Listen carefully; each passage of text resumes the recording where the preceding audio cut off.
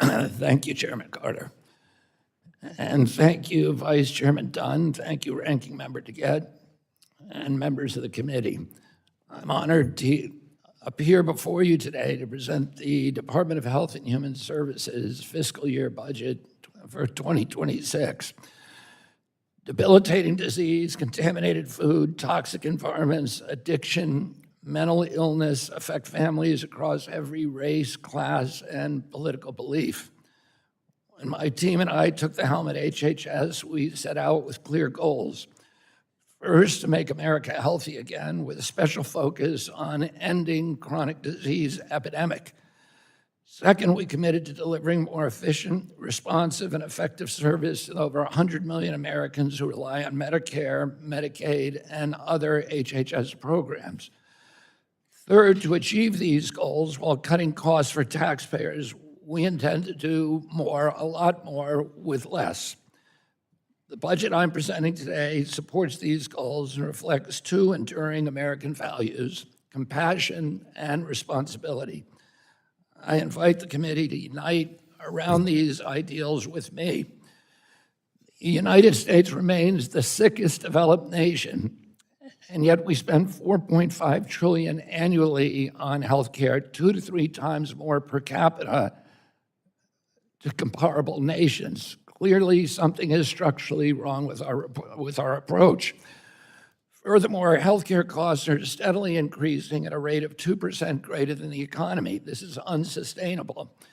If we don't staunch this trend, we will ransom our children to bankruptcy, servitude, and disastrous health consequences. Yes, an exploding debt is a social determinant of health.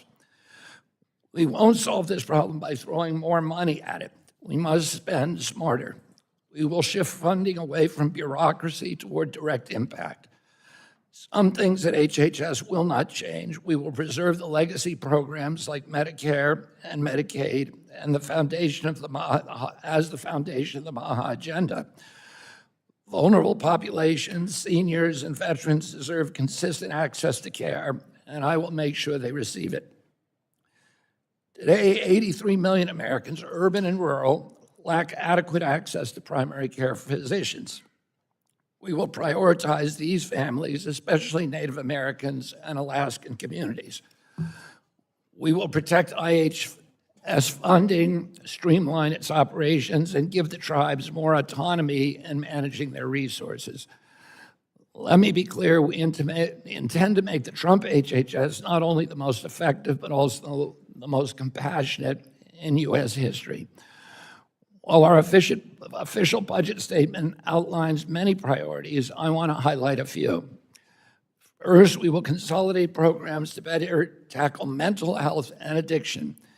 These issues now rival chronic disease in their impact. HHS will aggressively combat the opioid crisis, especially the spread of synthetic drugs like fentanyl. We will empower state, local, and tribal leaders to create effective solutions. Second, we will address nutrition, physical activity, and healthy lifestyles. The President's budget requests $94 billion in discretionary funds to support these priorities, including the Administration for a Healthy America. AHA will oversee initiatives such as Prevention Innovation Program, which targets chronic disease and childhood obesity through access to nutrition service and physical activity and reducing dependence on medication. Third, we will equip FDA to expand its food safety efforts through research, regulation, inspection, and education, to remove harmful chemicals from food and packaging and explore how to close the generally recognized as safe or the GRAS loophole. Fourth, we will fund cutting-edge research at the NIH while cutting risky or non-essential studies. That includes ending gain-of-function experiments and research based upon radical gender ideology. At the CDC, we will return to core missions, tracking diseases, investigating outbreaks, and sustaining public health infrastructure while cutting waste.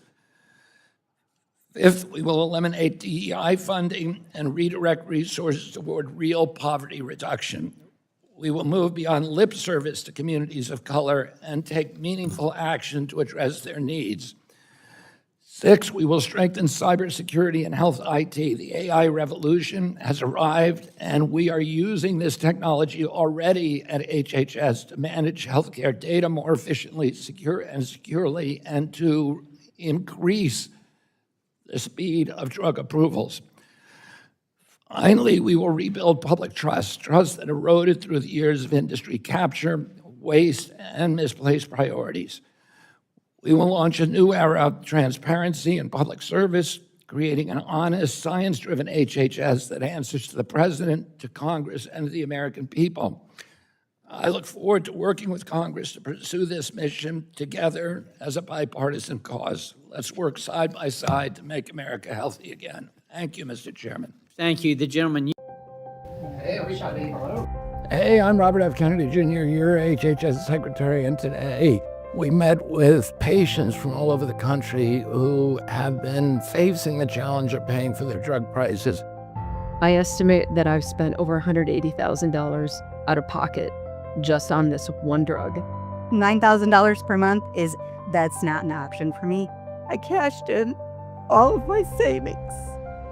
And at times I worked 3 jobs in order to make ends meet. This is not something that should be happening in the United States of America. On average, we pay about 300 to 400% larger. In some cases, we pay 10, 12, 13 times what other countries pay for the exact same drug that's made by the exact same factory in New Jersey or some other state. No American should go bankrupt because of drug prices, and I'm really tremendously proud to be part of an administration that's finally going to do something about that. And I am encouraged that this administration is boldly and courageously looking to help patients like me. We're in negotiations right now with the pharmaceutical companies, and we are going to pay the same at the end of this as people pay in Europe and other nations. It's the only fair way to do it, and it's the only humane thing and compassionate thing that we can do for Americans. Produced by the U.S. Department of Health and Human Services. Hey, how are you? Hi, I'm Robert F. Kennedy Jr., your HHS Secretary. I'm here with Chris Choi, who's the CEO of Mom's Meals. We're here in Oklahoma. We've just toured this extraordinary facility that can produce 1 million meals a day. Each ingredient is plated into the tray. They have facilities all over the country now that produce 75 million meals a year, or 600,000, mainly elderly or Americans who are afflicted with chronic disease. And it gives them meals without additives, without trans fats, without chemical products or dyes or any of the ingredients and preservatives we're trying to get out of food. The cost of these meals is about $7, and they can reach every area of the country, including food deserts in urban areas, super rural areas, or on the Indian reservations. We use state-of-the-art horizontal cookers. It was an incredible honor hosting Secretary Kennedy. We have long believed that nutrition plays a critical role in combating chronic disease, and we are working every day to ensure that more Americans have access to the nutrition they need to live healthier lives. And so this is really one of the solutions for making our country healthy again. And Chris, I want to thank you for all of the work you've done into imagining this and then making it happen. Thank you, Chris. Produced by the U.S. Department of Health and Human Services. Welcome back to My View. The media called him a danger to democracy. Democrat elites tried to silence him. And the so-called experts, the ones who gave us the lockdowns, mandates, and a nation sicker than ever, they smeared him as a conspiracy theorist. But now the American people are telling a different story. New polling shows Health and Human Services Secretary Robert F. Kennedy Jr.'s agenda, from cracking down on ultra-processed foods to exposing toxic additives, has broad support across party lines. Why? Because people are fed up with being told to trust the experts while our health collapses and big food and pharma rake in billions. RFK Jr. is tearing up the old playbook. He fired the government's entire vaccine advisory panel and brought in a new team to rebuild trust from the ground up. He's also announced a sweeping overhaul of federal dietary guidelines, demanding transparency and accountability across the board. So I caught up with the secretary as he works to put health back into Health and Human Services. Secretary Kennedy, thank you so much for sitting down with me. 1 year ago today, you were running for president as a Democrat, and now you are arguably the most consequential HHS secretary, maybe in American history. Would you have ever imagined all that's happened and sort of where you'd be right now? I would have bet a lot of money against it. Yeah, but it's been a journey for you. It has been a journey, and, you know, a lot of it, Laura, has felt providential. You know, I literally spent years praying every morning that I would be in a position where I could address this chronic disease epidemic in kids, and that God would put me in a, you know, a place where I could do that. And now I'm in that place, and I'm very grateful to the president. You know, he's allowed me to populate this agency with extraordinary scientists. You can't have real science if you don't have integrity, if you don't have a free flow of information, and that we can share knowledge with each other and debate that knowledge. And they're all against this regime of control, of centralized control, and of information, of censorship, of using this agency to manipulate the truth in order to achieve an outcome of compliance among Americans. There's all kind of biases, and we need to have a system in place that will account for those biases and that will produce the best gold standard science for Americans and evidence-based medicine. Well, and we're hopeful that that's exactly what the next 4 years brings us here at HHS. Where did this passion for nutrition, for health, for fitness come from in you? Because, I mean, to be able to make the change necessary, it really does have to be a passion, I think. Well, you know, I was raised in a house with 11 brothers and sisters, and I had somewhere around 70 first cousins. I know what a healthy child looks like. And I started seeing children, a generation of kids coming up that was just damaged, that was suffering from autoimmune diseases like juvenile diabetes, rheumatoid arthritis. I was looking around and saying, why is nobody talking about this? And so I found myself talking more and more about it, and becoming more and more isolated, because it was the culprits, the potential culprits for this epidemic of chronic disease are all very powerful industries, and they're all the people who have the biggest army of lobbyists on Capitol Hill. And it was in nobody's interest to actually, financial interest, none of those very powerful entities, to actually look at the problem, because they were frightened about what they would find.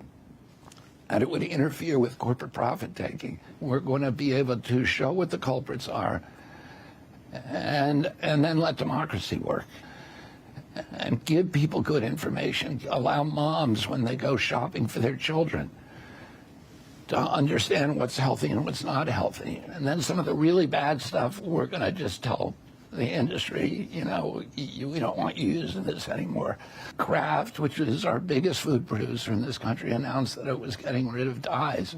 We met with Starbucks. You know, they have very clean food, but they do use a little bit of canola oil in their egg bites. And they said, we're going to get rid of that. That's good. Those are one of my favorites. Egg bites. I know.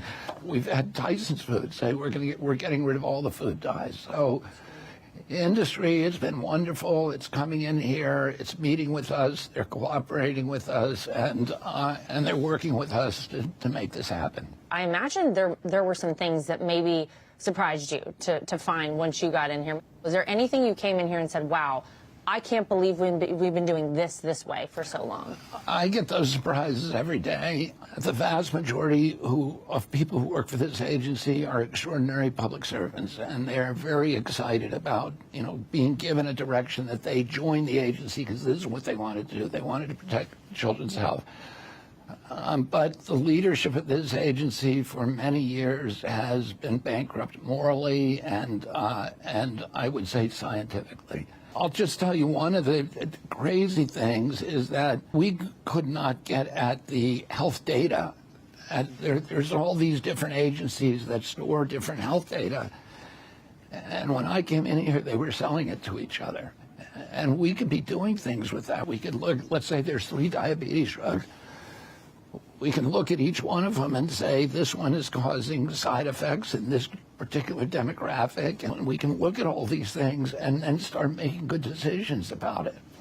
And that is what we're doing right now. We're revolutionizing this agency. We're bringing in AI. We've had a flood of extraordinary leaders from Silicon Valley. Some of them have literally walked away from billion-dollar businesses to come and work in humble jobs here to improve the delivery of health care, to improve the integrity of and the credibility of our science, to give individual Americans control over their health. Whether it's the food supply, whether it's vaccines, a lot of these spaces have felt like for so long we're not supposed to talk about them, we're not supposed to address them. You've sort of blown the doors off of all of that. And I know I hear from parents all the time. You must hear this from a lot of parents. Yeah, I hear it. If I walk down the street, I have every block, I have moms coming up and saying thank you. There's been this deliberate information chaos. So we're going to change all that. And we're going to make it so that people can do studies, that they can do gold standard science, that they can replicate those studies, and we're going to start doing real science and answer these questions for the moms. We're going to restore public faith in the public health regulatory agencies. There's so many perverse incentives that are built into our medical system now. Hospitals, pharmaceutical companies, insurance companies, they're all making money from keeping us sick. And this is just a fact of life. All of those institutions make more money if you're sick. But, you know, economic incentives have an influence on validating or fortifying judgments that may not be the best for the patient. You come from a very famous family, a family who's had a huge impact on this country. So as Secretary of HHS, what do you want your impact to be on America? My uncle used to say, you know, that you could not ever find peace if you could not put yourself into the shoes of your adversary. And I think that's what President Trump tries to do. And, you know, I respect him enormously for that. And, you know, I'm very proud to work for him. Because I think he's got a vision that looks over the horizon. He's looking at what happens to kids in this country. He's thinking about our children and what they're going to face. And so you asked me, you know, what I would like to see from this, and that, you know, I just want to see those visions pan out. You know, and a lot of the stuff that he's doing is high risk, high stakes. We have to do it. If we don't do it, we're just on this, you know, a prearranged trajectory toward destruction. And, you know, I thank God that we have a president in the White House that is not going to let our country go in that direction.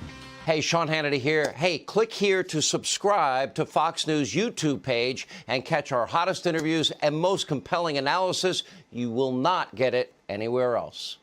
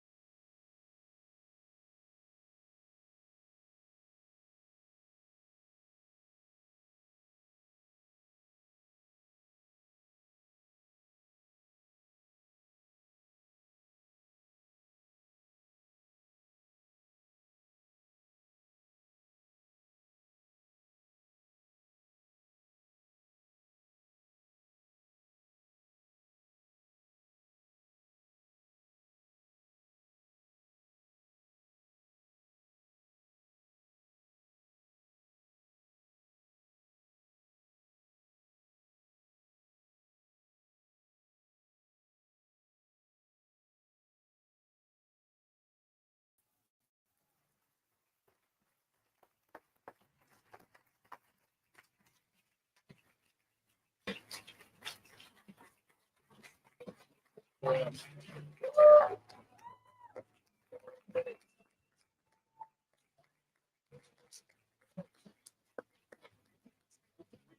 Secretary, we just recently met backstage, but I am State Senator Patrick McMath.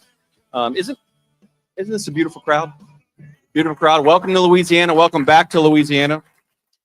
Very healthy crowd, very Maha crowd. I bet some people in here grow their own vegetables and know how to bake their own bread, probably, Mr. Secretary. We're here today to celebrate a new chapter in Louisiana's health priorities and hopefully convince Governor Landry to sign Senate Bill 14. A game time decision. So I'm going to remind the governor what we did with Senate Bill 14. Yeah, please take your seats. Senate Bill 14 is all about protecting our children and the ingredients and the foods that we serve them in schools. It's about transparency, both for restaurants and for food manufacturers to disclose the types of ingredients that they're serving us and the potential impact that those ingredients could have on our bodies. It's about education, educating our healthcare providers and our citizens of Louisiana as to the effects of how important it is as to what we're putting into our bodies and the effects that it could have on us and our health. So it requires continuing education pieces for healthcare providers. And perhaps most importantly, it gives Secretary Kennedy and President Trump the leverage to force the food companies to the table to change and alter the ingredients that are all making us sick. And it's already happening. It's already working. So please, round of applause for that.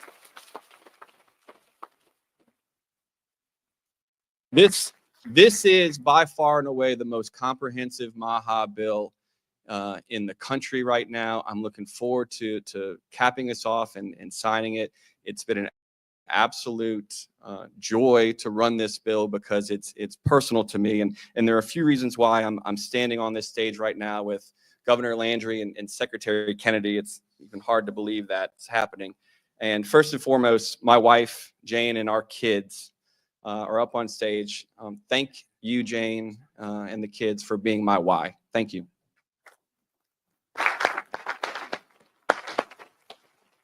Got to thank all the Maha moms here today and across the state for providing such a strong grassroots advocacy that despite fierce opposition among big food, we received not one single no vote in this bill. Huge. Secretary Kennedy, your team, especially Brian Sigma and Callie Means, were amazing to work with. Thank you for the support and thank you for your leadership across this country. And finally, it was only a few days after I filed this bill, Senate Bill 14, that Governor Landry called me. He says, Patrick, I like what you're doing here. Let's go get it done. And we did. And I'm looking forward to putting that exclamation point on it. Governor, thank you for your support and your leadership. And ladies and gentlemen, Governor Jeff Landry.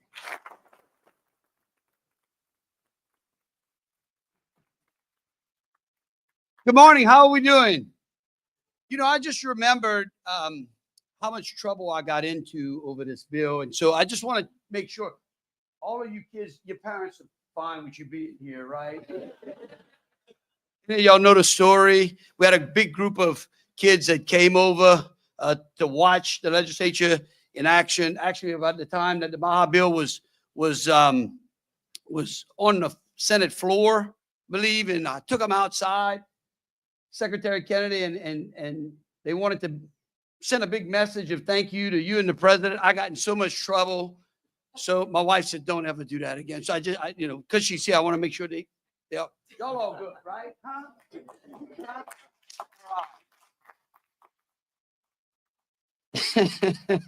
Just having a little fun. You know, look, over the past 18 months, Louisiana has experienced transformational change. We have addressed public safety, educational reform, implemented historic tax cuts and tax reform, and those changes are lifting our families out of poverty. They are lifting our economy and giving our families an opportunity to join a new industrial South where the average means income of families is much greater than Louisiana's. And our progress is being reflected in our rankings. And we are winning like never before.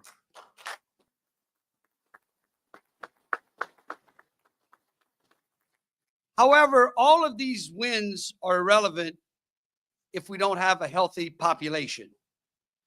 There was a time when our population was much healthier, when children played outside, when recess was a time for physical activity instead of Snapchat and TikTok. Today, Louisiana faces high rates of obesity, diabetes, heart disease, and cancer. We sadly know the statistics, but they aren't just numbers. They're stories of families that are burdened with preventable illnesses and children growing up with limited access to proper nutrition and exercise. And we can, and we must, and we will do better.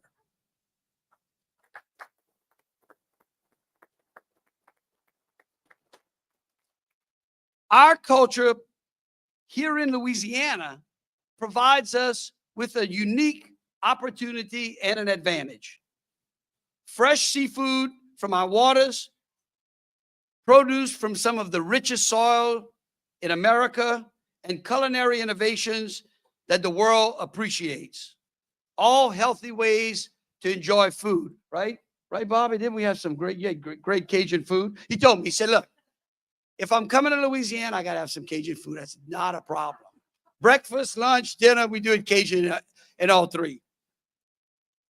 And here's something else. As the debate continues in Washington over Medicaid changes, we must remember that a healthy, independent population reduces reliance on Medicaid, freeing us from government dependence.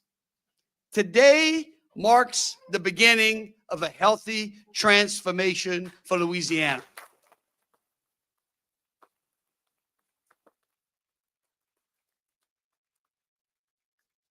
The Make America Healthy Again movement celebrates our commitment to health and well-being of our state and our nation.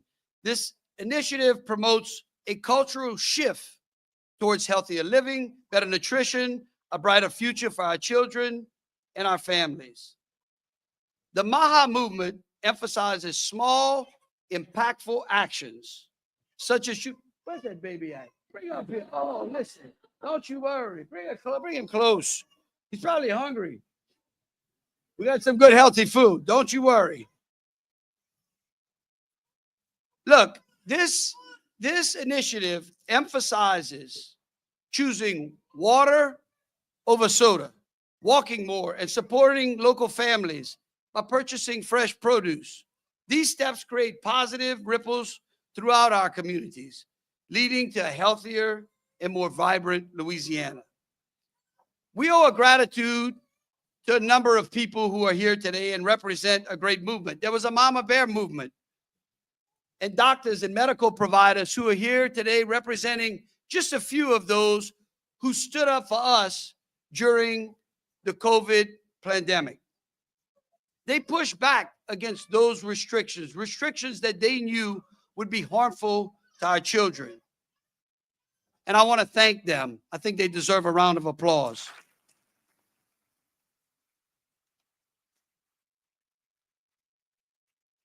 But after that was over, they didn't give up. They recognized that we had to go down a more healthier, sustainable path. And so today we celebrate a milestone of the MAHA movement by signing two critical pieces of legislation and an additional initiative.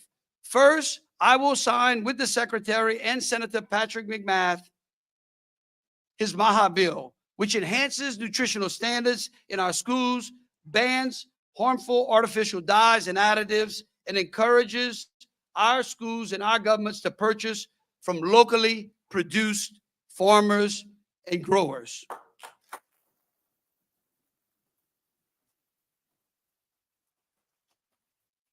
Second, I will sign a bill that I wish someone had signed before COVID. We're going to sign an ivermectin access bill.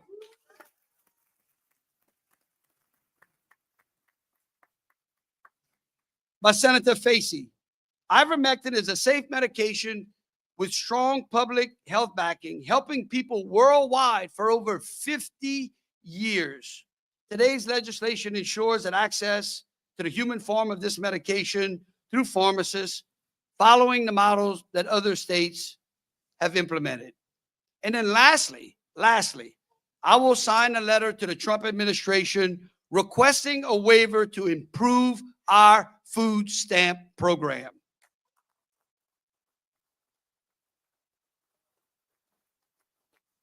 This waiver aims to prevent SNAP recipients from purchasing unhealthy foods while incentivizing the purchase of nutritional foods. Those types of foods that, again, are produced from local markets. The goal is to ensure that our tax dollars are used effectively to promote health while aiding the most vulnerable. But our work is far from complete. We must continue to challenge a system that has been prioritizing profit over health. The MAHA movement is about progress through better daily choices and inspiring others to do the same. Now, I would like to recognize and honor and bring to the podium Secretary Robert F. Kennedy Jr.,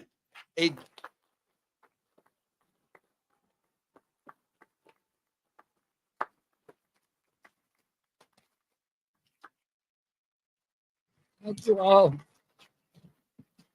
And thank you, Governor Landry.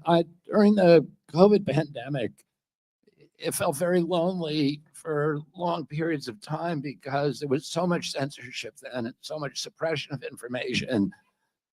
There were doctors being censored. There were scientists being censored, including some of the greatest scientists in the world, like Martin Kulldorff from Harvard and Jay Bhattacharya from Stanford. And most of the political leaders in this country were unwilling to raise their voices about the censorship, the impingement on constitutional rights, and the attacks on public health. And there were 3 attorney generals who were really alone in doing that in this country, and one of them was Jeff Landry. And I got to know him during that period, and we got to work together. But and so we formed not only a bond at that point, but also a deep personal friendship. And I called him a few months ago and said, if you want to do some MAHA legislation down here, let me know, because I want to be there for the bill signing. And graciously, he invited me to down. We have a chronic disease epidemic in this country now, and it's unlike anything that humanity has ever faced. We are literally the sickest nation in the world. During COVID, we had the highest death rate of any country in the world. We had 16% of the COVID deaths, and we only have 4.2% of the world's population. And when CDC was asked about this, they said, well, it's not our fault. It's because Americans are so sick, which, by the way, is their fault. But they said we have the highest chronic disease burden.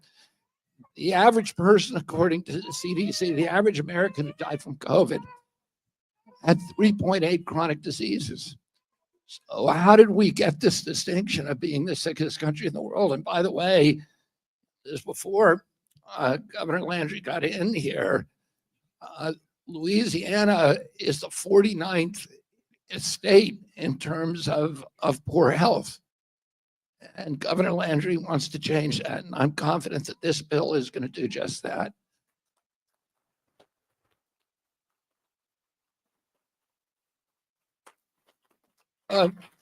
When Governor Landry and I talked a long time about my uncle and father this morning. And, when my uncle was president, I was a 10-year-old boy. We had the healthiest children in the world. About 3% of our children had chronic disease. Today, 60% do.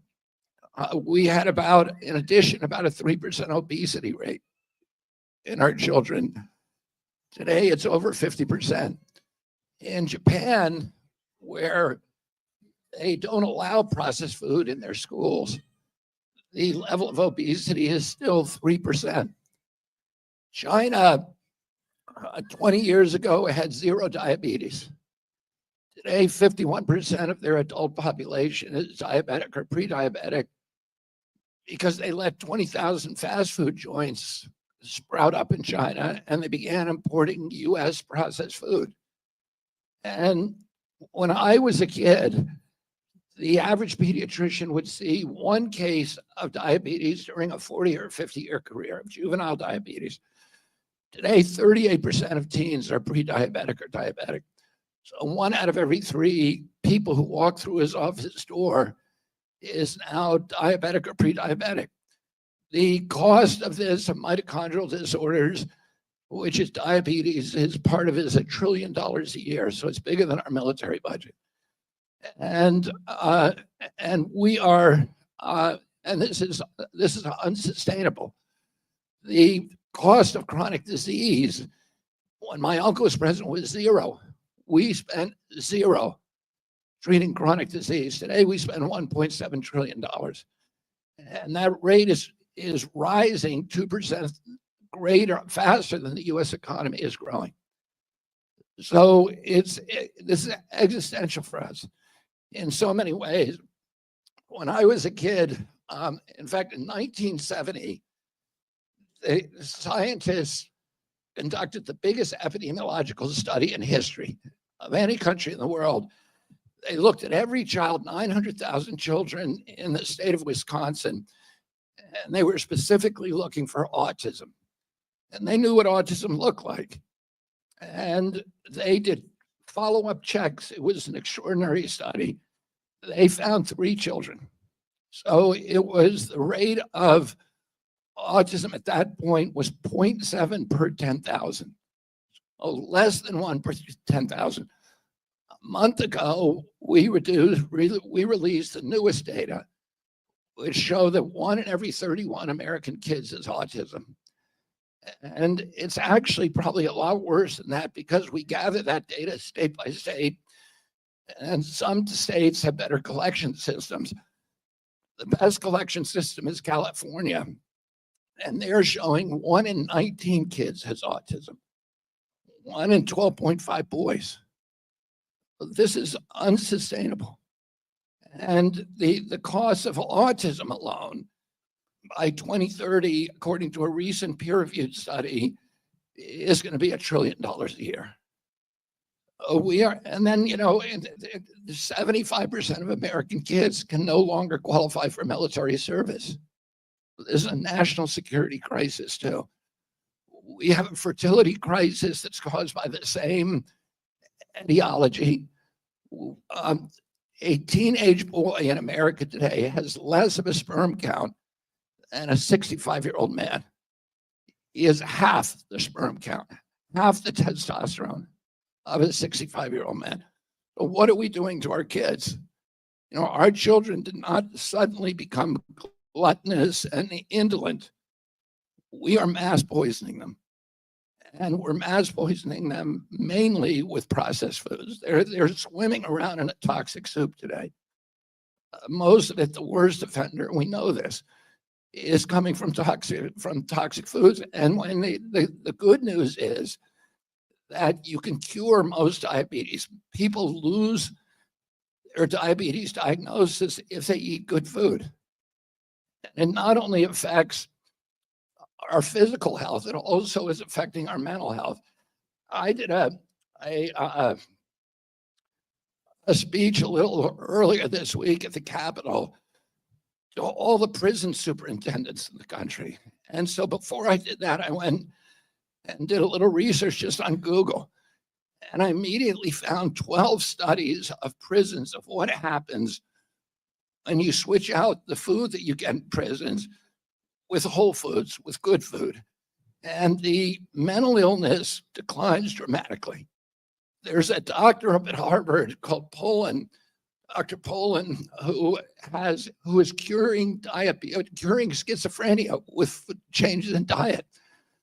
These studies of prisons showed that there was an 85% drop in assaults after they switched out the process for the juvenile detention facilities.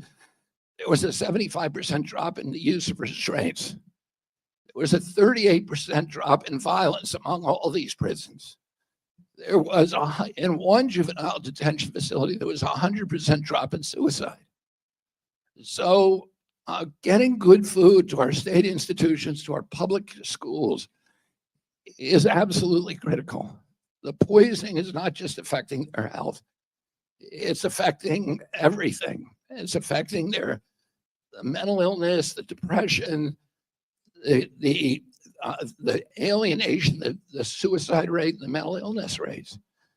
And Governor Landry often talks about bringing the American dream to Louisiana. A healthy person has 1,000 dreams. A sick person only has one. And that's that they can live a day without pain, without this loss of energy, without having to take these expensive medications. And we can do that for our kids. And we have a moral obligation and a patriotic obligation to do that. And these steps today, this is the SNAP waiver that Governor Landry is now filing with my colleague, Brooke Rollins at USDA. It is the most sweeping. I've been signing SNAP waivers with governors all over the country. Yesterday, I was in Oklahoma with Governor Stitt signing one, and he's getting rid of candy and soda on SNAP waiver. And by the way, we're not in any state. If you want to drink a soda, you ought to be able to do that. Americans should have a choice about whether to poison themselves or not. We're not trying to take that away from them.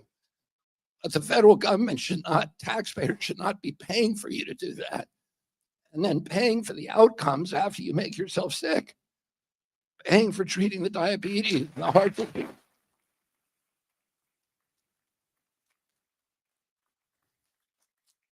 Oh, but 10% of food stamps are now going to soda. I'm so happy that Governor Landry, with his boldness and his leadership, has been the first governor to add junk food to that, measured by sugar content. That is going to have a dramatic impact on public health among the poorest populations in this state. And we need to be bold. I want to congratulate all the legislators here on supporting this legislation. It is going to change Louisiana. 4 years from now, Louisiana is not going to be 49th anymore. And as Governor McMath or Senator McMath said to you, this helps me do my job, because the food companies are coming in every day and saying, stop the states from doing this. We don't want to have a national product as a patchwork of different states with different rules. We need national laws, and we're going to do it on our own. So this week you saw Kraft, the largest food company, remove food dyes. We've had Cargill pledge to do that. We've had Tyson's Food already remove them.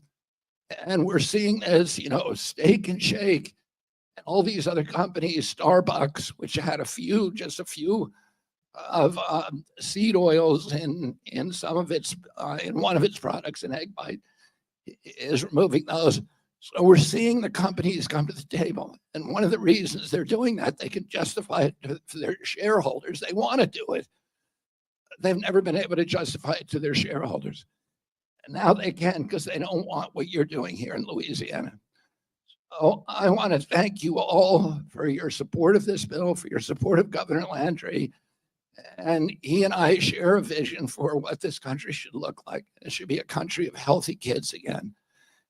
And we're going to make that happen together. Thank you all very, very much.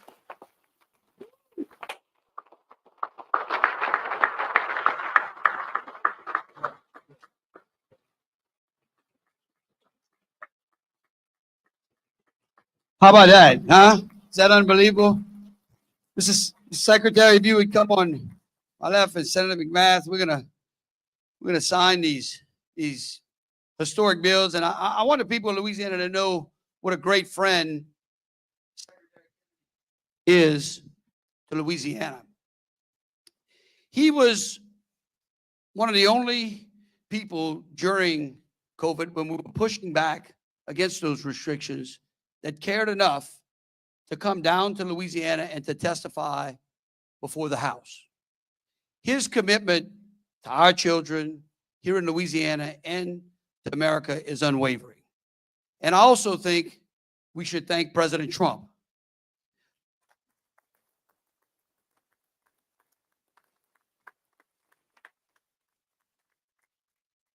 For having the vision and the courage to be able to appoint people just like Secretary Kennedy to these offices that are absolutely going to make a difference as we make America great again and healthy again.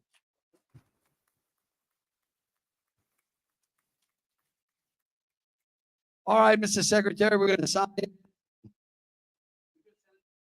Senator said that he'd let you have the first stop. I'll give him the second one. Is that what you said? Since he gave you a promotion, you should be able to, yeah. All right.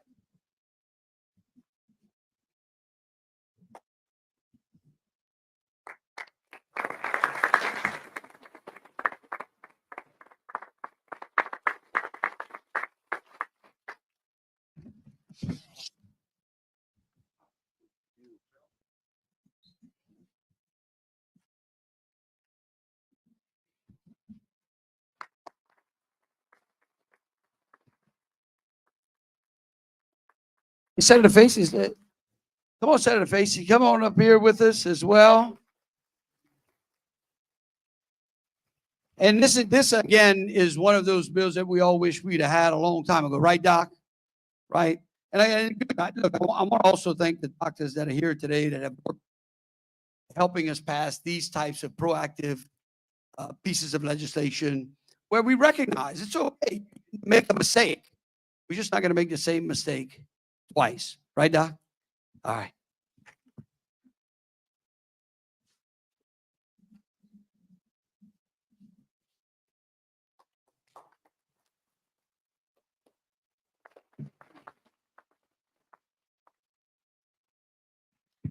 Thank you. Thank you. And then lastly, this is going to be our request to Secretary Rollins and the Trump administration.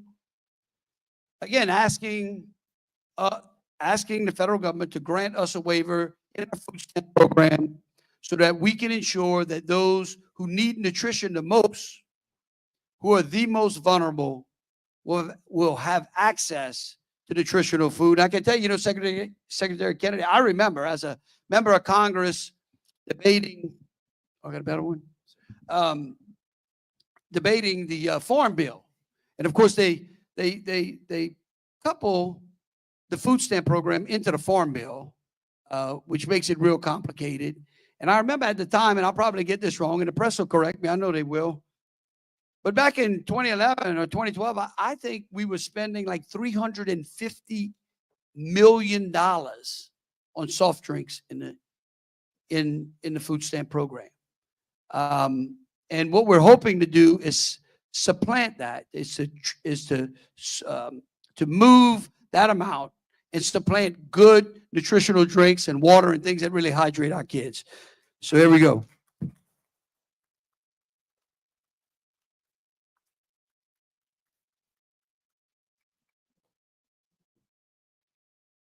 And then also we're going to ask Secretary Rollins to also allow those recipients to be able to purchase things like rotisserie chicken as well, things that are very healthy for them as well.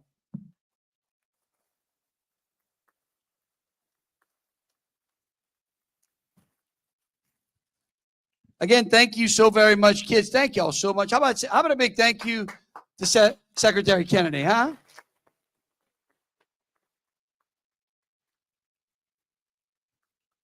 We got all kind of great healthy snacks for y'all in the back. We really do appreciate everyone. Thank you so much. God bless the state of Louisiana and America.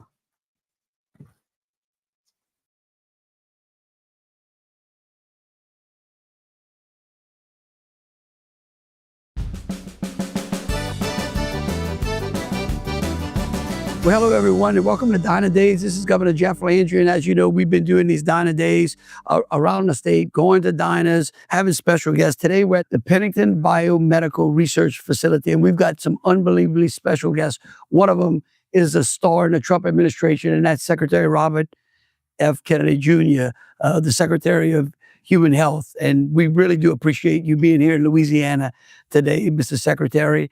We also have Senator Patrick McMath, who's the chairman of the Senate Health and Welfare Committee. We just finished signing one of his bills based upon Secretary Kennedy's great Make America Healthy Again policies. And that's what we did. We signed a big MAHA policy. What did you think about it? I thought, what you signed today, the SNAP waiver, we've signed them now with probably close to a dozen states. But yours was the most sweeping one of all because it included junk food. So it's soda and junk food. Soda is 10% of the food stamps. I was going to tell you this story earlier. Brooke Rollins, who's the USDA Secretary, Department of Agriculture, she told me the soda people all came in. I'm sure you saw a lot of this too. They all came into her and they said, they were mad because it's a huge part of their revenues. And they said to her, she said, well, we just want nutrition for the kids. And they said, the food stamp program is not about nutrition. And she said it's called the Supplemental Nutrition Assistance Program. There's nothing nutritious in your product. And as I said in my talk today, we don't, if you want to drink a soda, you ought to be able to. You live in the United States, you should have choice. The federal government and the U.S. taxpayer should not be paying for it. Paying for soda for the poorest Americans, and we're going to pay up front for the soda, and then we're going to pay for the diabetes later. Yeah, I can tell you, Secretary Kennedy, you're exactly right. It's the thing that drove me crazy. When I was growing up, you got a Coke or a soda water after you did something extremely special, and it was every once in a while, right? Like there might have been 6 of them in the pantry and it had to last all month long. But you're right. Like you should be able to buy anything you want to buy with your money, but taxpayers shouldn't be footing the bill to basically create unhealthy Americans and then have to foot the bill to then cure those unhealthy Americans. And that's what we so appreciate about the policies that you've been putting out there. Let me ask you this: what's been the funnest part of your job? The least fun part is the Senate hearings and their pressure. But everything about, this, coming here was the most fun part of my job. I don't want to insult you guys, Senator McMath, but Louisiana is not looked upon by the rest of the nation as a mecca of enlightenment. I thought the luncheon I had with you today, with your advisors and with the physicians and scientists here at Pennington, and that you were part of your core of advisors, was literally the most enlightened talk that I've had in 2 years, running for president, running in President Trump's campaign, and then being at HHS. Like everybody in that room understood what's really happening. And it was really refreshing, and I thoroughly enjoyed it. And then the Cajun food was exceptional. Well, that's what normally lures everybody into Louisiana is the Cajun food. Look, I can tell you, we really do have some great things going on in Louisiana, and we can appreciate that reputation from around the country, because when you look at Louisiana statistically, we're 49th in a lot of healthcare metrics. But that's why you're here. That's why Senator McMath did what he did. That's why we signed the waiver asking Brooke to grant us a waiver on the SNAP program. Why? Because we want to increase the health of our population. We know our population is not healthy. We've accepted that. Now we want to do something about it, and that's why we appreciate you being here. And I love also, I think it was Senator McMath's bill about continuing medical education, that you have to have nutrition in there. One of the One of the MAHA initiatives that we have been promoting across the country, we've been promoting a lot of stuff, the SNAP waivers, good food in schools, good food in prisons, but also requiring medical schools in the state to make nutrition part of their curriculum. A lot of medical schools don't have a nutrition course, and the ones that they do have are really not good. Right? And this institute, Pennington, has been the leading institute in the country on nutrition, on food and health. And one of the things we're going to do at NIH is to really give a carrot and stick to medical schools across the country, saying you got to put in your first year curriculum, you got to put a really good, robust nutrition course. And, to see that you're doing that with the continuing medical education is really encouraging. Another thing is getting rid of the cell phones in schools. Oh, yeah, we did. We did that. We did that. That was a great one. That was one in which moms all called and said thank you, and then my nieces and nephews called and say, Uncle Jeff, what are you doing? Right? So you'd be fine. Because I want to hear you about the continuing. But I went into these schools in Virginia and had banned the cell phones bell to bell. You got to leave them in your backpack. If your mom wants you, the principal will come and tell you, and then you can talk to her. But I walked into the auditorium where they're all eating and the kids are all talking to each other. They're having conversations rather than, all looking down in their lap the entire time, and with people lonely and, disassociated, disconnected, alienated. We have a malaise in this country. We have a crisis in mental health. And it's all to do with the disconnection. And the cell phone and these devices, it amplifies that disconnection from other human beings. And then the students, when I ask the students, how many of you like this, they all raise their hands. So they get used to it. And then they love it. Yes. Like fighting. The parents said it's great because now the kid doesn't use a cell phone in the car anymore. And the teachers, we've heard from teachers. Teachers love it. Teachers love it. The grades go up, right? Spike immediately, and then they come home and they can talk to their family on the dinner table and all of this other. So it gets them used to living without these devices. Yeah, they act human. So my wife and I, we've got 4 young kids, and about 2 years ago, we purchased a little place in the country in Folsom. And the rule was when we go out there, all the iPads, get put away and you got to be a kid for a couple days. And we very quickly realized they become human again and they interact with their brothers and sisters and their friends to the point where we pulled them away all together from when we get home. And it's these little things, like it's, instead of donuts in the morning, it's scrambled eggs. And you notice the difference that effect that can have on your kids, on our kids, just throughout the day. When they come home, they're in better moods. They've had more productive days. And that's another, piece to this whole MAHA puzzle is it really does matter what we're putting into our bodies. And so I think we made some really great steps today in progress in Louisiana becoming a leader, not just in the quality and taste of our food, but the nutritional programs that we have now. And interesting when I was thinking about the CLE component that you placed into the bill and Secretary Kennedy talking about it. Not only is the Pennington Biomedical Center a leading research facility in the nation on chronic diseases, but right now at Tulane, the Gold Ring Institute has basically entered a culinary portion into Tulane's medical program as well. Perfect. Yeah, culinary medicine. Yeah, doing culinary medicine. It was part of what I spoke about when I opened the session and introduced the MAHA bill at the beginning of this session. And, of course, here today, we're getting ready to sign it. So there really are a lot of great things going on in Louisiana.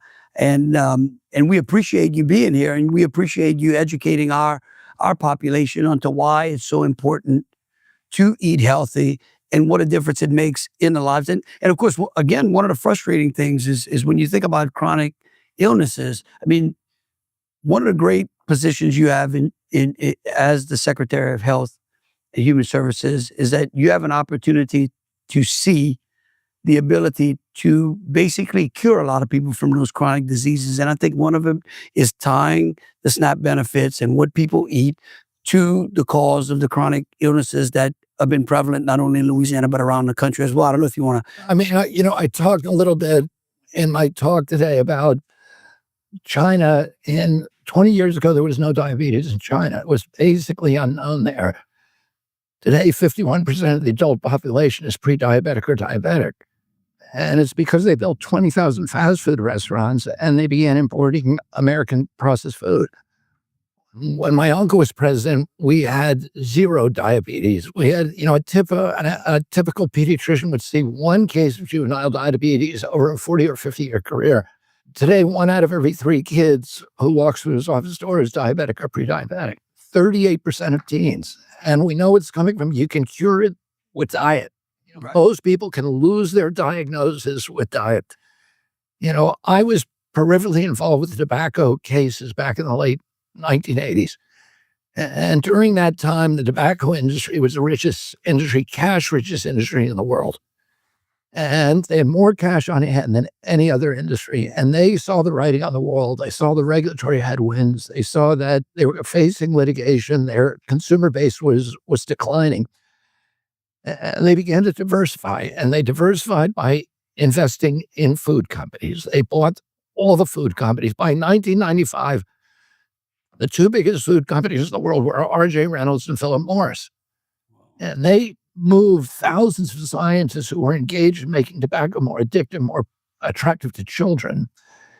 And they moved them to the food sector. And they developed ways of making chemicals in food that mimicked real food. So that have the flavor and aromas of strawberries, but they're chemicals made in a lab. Your body smells that strawberry, that small strawberry aroma. They want it, it craves it, but it eats it, and then your stomach is like, hey, nothing's happening here. There's, this is a food-like substance. It's not food. There's no nutrients in it. Well, it craves more and more, and you eat more and more. And they figured out all of these, they figured out ways to hijack your brain. One of the things they figured out is that your brain tells your stomach that it's full by counting the number of bites that times that you chew. So they began using food softeners to reduce the time, the amount of times you chew. And you can inhale a Twinkie without even, doing it. And you keep stuffing them down your pie hole because your stomach is saying Just give me more. There's nothing happening here. And you just get fatter and fatter and you get diabetic.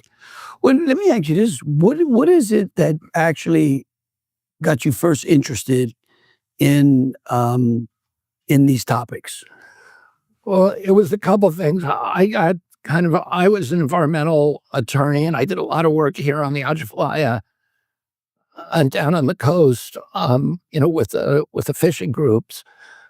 I was protecting clean water, and a group of moms, I was suing coal-burning power plants because there was, in 2003, the National Academy of Sciences and FDA did a report that showed there were dangerous levels of mercury in every freshwater fish in America. We were suing them, and I had 40 lawsuits at one point against coal-burning power plants, which were the sources of a lot of that mercury, and cement kilns. And these moms kept coming up to me in all of my speeches. They showed up, they'd sit in the front row, and then afterward they'd talk to me. And those moms were the mothers of children with intellectual disabilities who believe that their children have been injured by vaccines. And one of them came to my house in Hyannisport in the summer of 2005. She was a psychologist from Minnesota, and she had a son who had gotten autism from a vaccine and won the case in the vaccine court. And she didn't want it. She won $20 million from the vaccine court, and she didn't want it to happen to other kids. So she brought me a pile of studies about 18 inches thick, and she put them on my front porch, rang the doorbell. And when I came to the door, she said, I want you. She introduced herself. And she said, I brought these studies. I'm not leaving till you read them. And I started reading those studies. And before I was, a third of the way down, I understood there was this giant delta between what the public health establishment was telling us and what the scientific reality was. And that kind of sucked me down a wormhole. And also, Governor, I had 11 brothers and sisters, and I had about 70 first cousins. And I know what a healthy kid looks like. And I didn't know anybody with a peanut allergy. I didn't know anybody with autism. I didn't know anybody with ADD, ADHD, speech delay, language delay, Tourette's, all these things that are common now. Diabetes. I didn't know anybody with diabetes. I didn't know anybody with rheumatoid arthritis. And now they're in every classroom. You walk through an airport and you see all these kids with the inflammation. You can see it on them, and with mitochondrial disorders. And I was saying something is making all these kids sick. Why isn't anybody talking about it? No, what this is like the biggest crisis we have. The whole reason we live is for our children. And, they're getting sicker and sicker and sicker. And that kind of, it gave me kind of the energy and passion to put up with a lot. It's the kind of stuff that we have to put up with when you start talking about it. Oh, yeah. No. Once you start lifting the veil, the knives come out. We all know that. We've seen it. I would remind Louisianans that you were one of the first people to come down and help us during the COVID-19 pandemic and to push back against the restrictions and actually to talk about what was going on and some of the harmful effects of the things that government was putting in place. Senator McMath basically, I would say, utilized the things that the policies that you laid out to write your bill. Wouldn't you say that, Patrick? 100%. Right. And so that means that the things that you're doing, inspiring legislators like Senator McMath and others around the country. Why don't we talk briefly about how important it is for states to continue this movement? Yeah, one of the things that's been really interesting and really gratifying at HHS is how the industry is coming to us and saying we want to change, and saying it sincerely. These are people who wanted to change a long time ago, but they couldn't justify a change to their shareholders. Because if you're, putting dyes in Fruit Loops in our country, but not in Canada, and you're making a lot of money on the Fruit Loops from that formula, because the dyes are the petroleum synthetic dyes are cheaper than the vegetable dyes. And it's hard to go to your shareholders and your board and say, I want to change things for the good of the public. They wanted to change things. And now, because the states are enacting these legislations, they're terrified of a patchwork of different markets with different rules. And so every time one of these states, like Louisiana, pass these rules, they come to me and say, we want to change this, give us, what you want, tell us what you want, we're going to do it. And, we've had Kraft this week, the biggest food company, announce it was getting rid of all the dyes. Cargill is getting rid of all of its dyes. Tyson has already gotten rid of all of its dyes. And all of these companies, Steak and Shake is getting rid of seed oils. All of these companies are now coming voluntary to the table because they can now justify it to their shareholders because of what's happening on the state. I got to tell you. So when we were in this discussions very early on, and the big food companies and Coca-Cola and Pepsi were coming and they were complaining about how we can't do this because Texas is doing that or Mississippi's doing this. And I got to say, well, guys, that's kind of the point. We want to cause as much chaos so you can go up to DC and go figure this out on the federal side. So. Well, I can tell you, first of all, I want to thank you again for being here in Louisiana. I want to thank our great Senate chairman for bringing this bill forward. It was a great day in signing it. I can't tell you how much many Louisianians out there, thank you for helping us get on a more healthier path. We appreciate you coming down. We hope you come down more. I know that feed me Cajun food. I'll come down as much. Well, the one thing we won't run out of in Louisiana is Cajun food. And so as we wrap this edition of Donna Days Up, we want everybody to know, remember, the 4th of July is this week. And it's a great holiday to remind us of the great values that inspire America: life, liberty, and the pursuit of happiness. And this is exactly what we're talking about. We want people to be healthy so that they can enjoy the greatness of America. Secretary Kennedy, we certainly do appreciate you coming to Louisiana.